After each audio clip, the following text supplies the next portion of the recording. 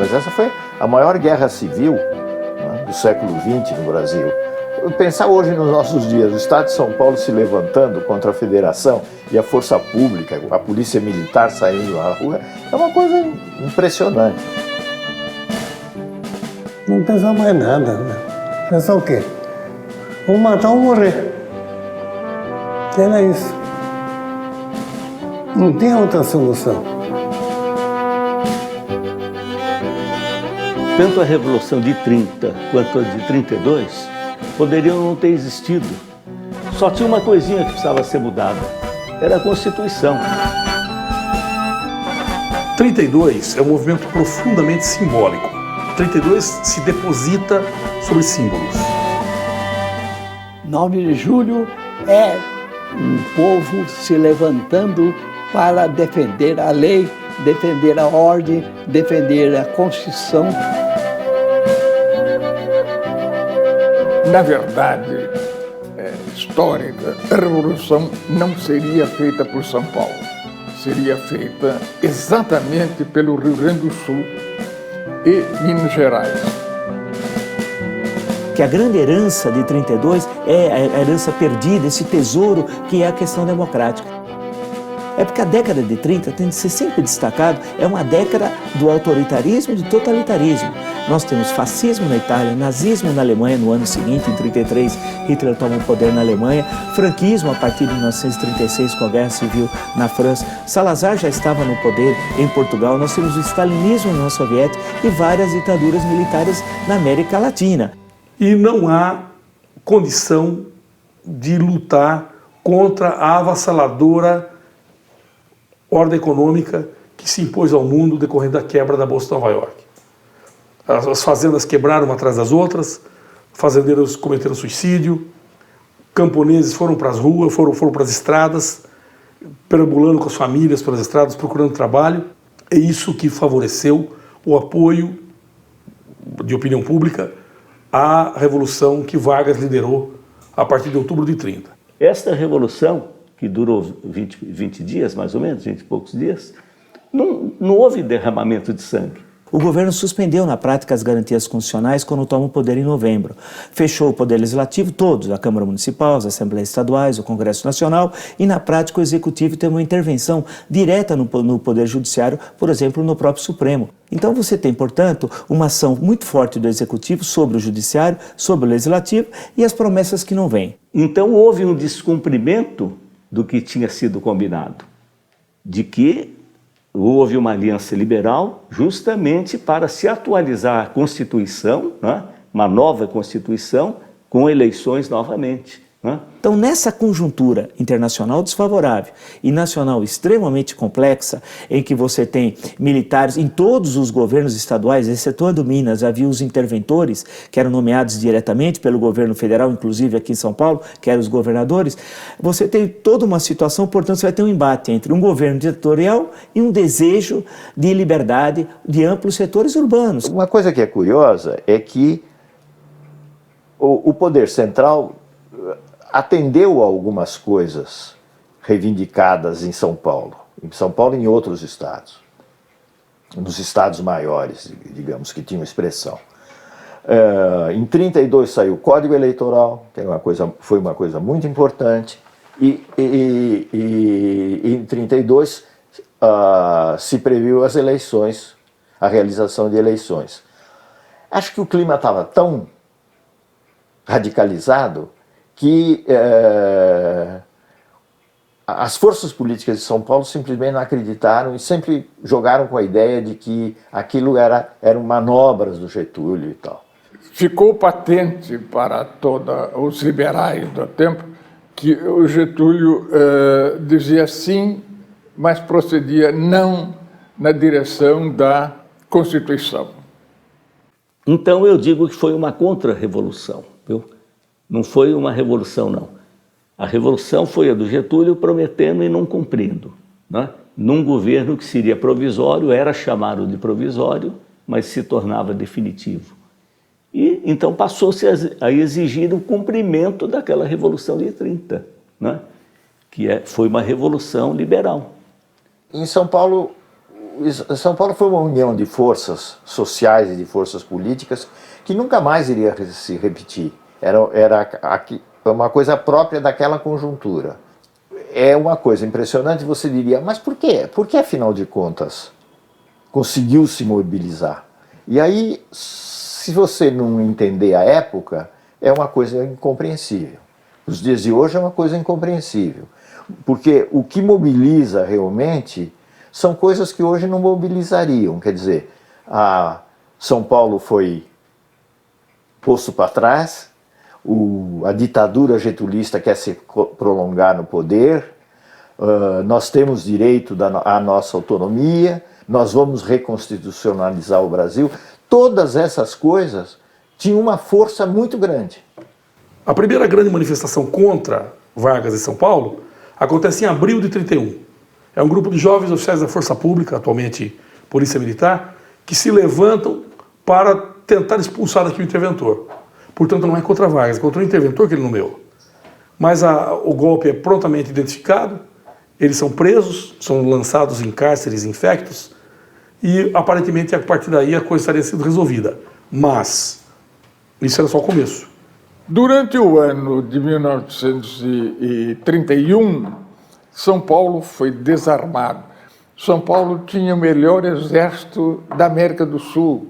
Há um problema São Paulo entre 30 até 32, entre novembro, quando Getúlio toma posse como chefe do governo provisório, até maio de 1932. A pré-revolução tem muito a ver com os desdobramentos do chamado caso paulista. E veio, por uma série de acontecimentos basicamente políticos, veio desembocar na ruptura. Nessa conjuntura entre uma eleição convocada por ano seguinte, a chamada eleição para inglês ver, um código eleitoral que ninguém acreditava, declarações de ministros poderosos, como da aviação e obras públicas, o ministro Zé Américo de Almeida, pouco antes dos acontecimentos do 9 de julho, dizendo assim, eu sou contra a realização das eleições. Né? Em suma, nessa conjuntura é que eclode os acontecimentos. Primeiro de 23 de maio, quando estudantes, numa passeata pela rua Barão Tapetininga, na esquina com a Praça da República, ocorre um incidente, vários estudantes foram mortos, tal como é sabido, né? Que era o Martins, o Miragá e o Drauzio e o Camargo, que numa reunião, ainda na noite do dia seguinte, inspirou então a sigla, aí resolveram partir para a luta armada. Né? Os estudantes de direito adotaram um slogan, vamos mostrar como se faz uma Constituição com a pena e com o fuzil. E já estavam dando o recado que se iria às armas, né? Em determinado momento, as pressões da rua, e aí nós podemos falar que a voz das ruas, aqui as passeata, a pressão, coloca o Pedro Toledo que ele não pode ser aqui simplesmente um delegado do governo central, como eram os interventores. Porque se ele fosse um delegado do Poder Central, ele ia estar dissociado da pressão popular que estava ocorrendo nas ruas. Ele, em julho, ali às vésperas, no dia 8 para o dia 9, ele resolve aderir a eclosão do movimento militar, que foi a Guerra Civil, é uma guerra civil, né, que é a Revolução Constitucionalista 32. São Paulo acreditava que a causa era tão nobre e havia tantos apoiadores da Revolução no Rio Grande do Sul, em Minas, no Nordeste, no Norte do país, no Rio de Janeiro, que São Paulo acreditava que seria um passeio ao Rio de Janeiro para fazer a deposição do ditador. 32, quando eclode o movimento, você percebe, quando você analisa, que há uma certa desorganização militar aqui em São Paulo. Por quê? Imaginava-se que rapidamente você teria apoio nacional. Apoio do Rio Grande do Sul, com o interventor Flores da Cunha, que sinaliza que apoiaria. Só que na última hora ele não apoia o chefe do governo provisório, Getúlio Vargas. Em Minas Gerais, Arthur Bernardes também é preso. Você vai ao Rio de Janeiro, estudantes, repressão, são presos líderes civis e militares. No Nordeste, idem. No Norte também. Então o Vargas foi muito competente porque ele desarticulou a revolução do resto do país, a despeito de muita gente apoiar São Paulo, fora de São Paulo. Mato Grosso, o tempo inteiro, a guerra acabou em Mato Grosso apoiou São Paulo. O conflito militar que se estabelece, de um lado você tem cerca de 55 mil soldados do Exército Federal, cerca de aproximadamente 30 mil das polícias estaduais apoiando o Exército Federal e aproximadamente 30 mil do Exército Constitucionalista, dos quais 10 mil eram voluntários. O que são os voluntários? São aquelas pessoas que não tinham experiência militar, que iam aos centros de regimentação, pegavam a arma, faziam um treinamento o mais precário possível e era levado para a frente de batalha.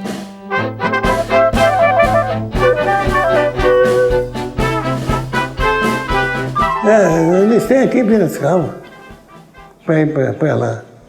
Cheguei ali, peguemos no Parque Dom Pedro II, ali pegamos o fuzil, equipamento completo e partimos para o fronte, Estação Rússia, que é a Estação do Norte, naquele tempo. Veio a Revolução, o ginásio, todos nós nos alistamos, mas eu, como tinha 16 anos, fui dispensado da frente de combate para assumir o comando da retaguarda. E nós, então, assumimos o policiamento da retaguarda e o apoio às frentes de batalha. É aguentar ali as consequências, frio, fome e matraca balançando, dizendo que estava bala. É isso aí. Trincheira é chão. Chão, uma valeta. É uma valeta. É para você defender. Se eu ficava só, então, qualquer coisa, só baixar a cabeça dentro da bala passar por cima. Ou então correr. Quando sabe, se quem puder, você correr pro lado de baixo. Que o vermelhinho, o brigadeiro Eduardo Gomes, atirava bomba.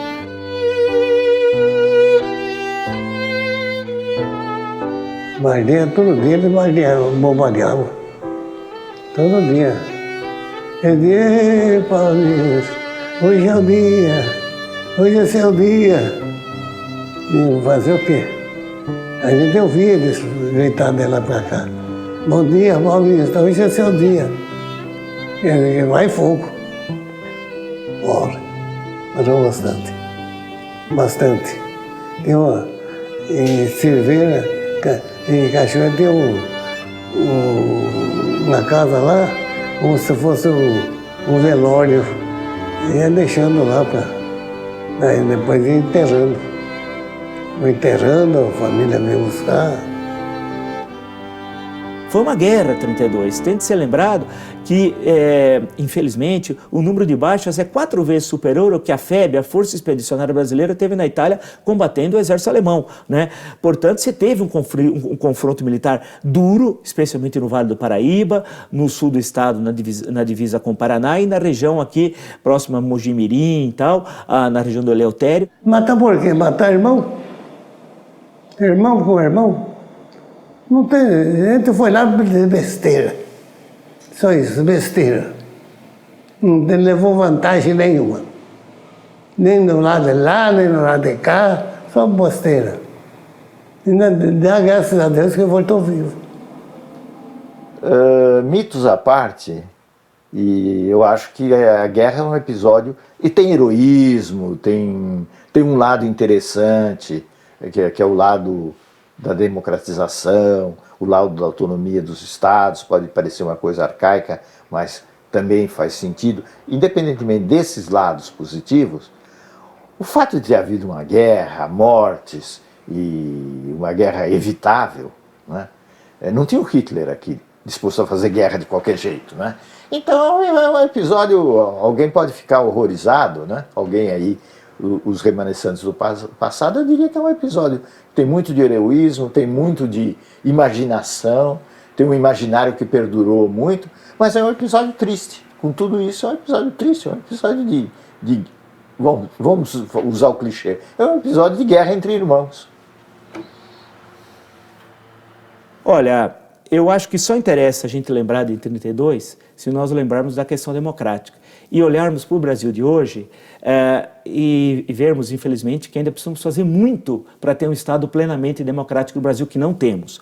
Nós temos uma Constituição que tem defeitos, mas é a melhor Constituição da história brasileira, de todas que tivemos, e não foram poucas, né? Por outro lado, a questão colocada em relação à cidadania, democracia, Constituição, Estado, as questões fundamentais das liberdades, isso é uma luta, assim, parece que para sempre do povo brasileiro. Então a impressão é que dá que hoje, em 2012, nós estamos lá na Barão de Itapetininga também, caminhando por ali, entrando na Praça da República, estamos indo na Praça do Patriarca, na Praça da Sé. Da mesma forma, continuamos falando, queremos um Estado plenamente democrático no Brasil. Quer dizer, a construção da democracia, ela tem uma longa história no Brasil. Um dos grandes momentos, certamente, foi em 1932. E um fato essencial é que 32 foi um movimento popular. Não há como negar. Alguns autores, que por uma opção ideológica, dizem que 32 foi uma contra-revolução, foi movida pelas elites. Isso realmente não é tão significativo. Significativo é numérico. Imagina uma população de 6 milhões de habitantes, 110 mil mulheres abandonarem tudo e irem costurar 18 horas por dia. E cada camisa que elas costuravam, elas escreviam assim: vá com Deus, Nossa Senhora que o proteja, volte bem. Né? As crianças, os operários. Como é possível isso? Foi um movimento popular, o mais importante movimento de opinião pública da história do Brasil, sem sombra de dúvida. Um episódio a não ser esquecido é que, pela primeira vez no país, no continente, eu não sei se é no mundo, mas suponho que sim, um governo que é deposto, ou seja, o governo da Revolução, né, apresentou ao vencedor, ao que tomou conta do palácio, uma prestação de contas, o que recebeu do povo, o que gastou, em que gastou e quanto estava depositado. Não há exemplo disso. Então, isto é democracia, é respeito ao dinheiro do povo que o povo deu para uma causa considerada nobre. Então eu costumo dizer que o movimento constitucionalista, desde esse começo, desse grande comício, do mesmo número de pessoas que se teve depois, moldou uma consciência cívica de um país democrático, com constituição, com eleições. Eu acho que isso foi uma das coisas que o movimento constitucionalista, apesar de não vencer nas armas, né, mas venceu nesse ideal que pretendia esse modelo para o nosso país, né? E há um episódio que marca muito que é uma guerra civil, que aconteceu na manhã de 7 de setembro, no Túnel da Mantiqueira. Bom, era dia 7 de setembro, né?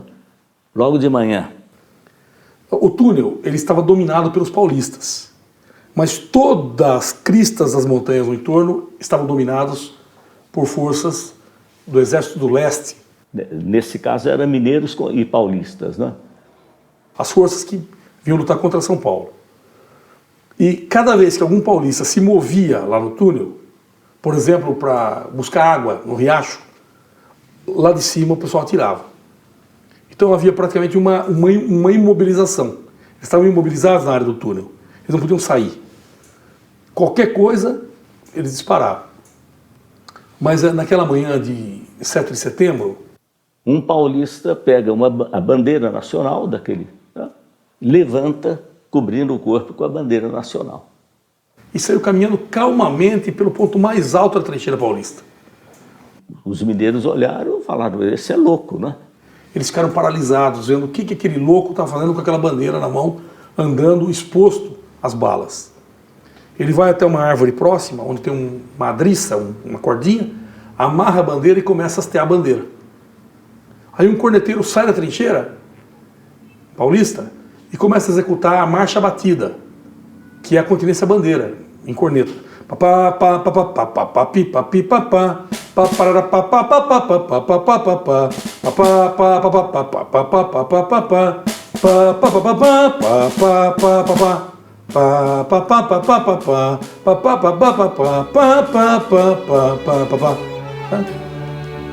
E nesse momento, as trincheiras de São Paulo se levantam em continência bandeira.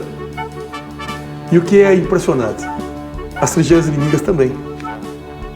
Então, durante 3 minutos, a guerra parou no vale, 2 exércitos inimigos, continência a mesma bandeira. Bandeira do Brasil.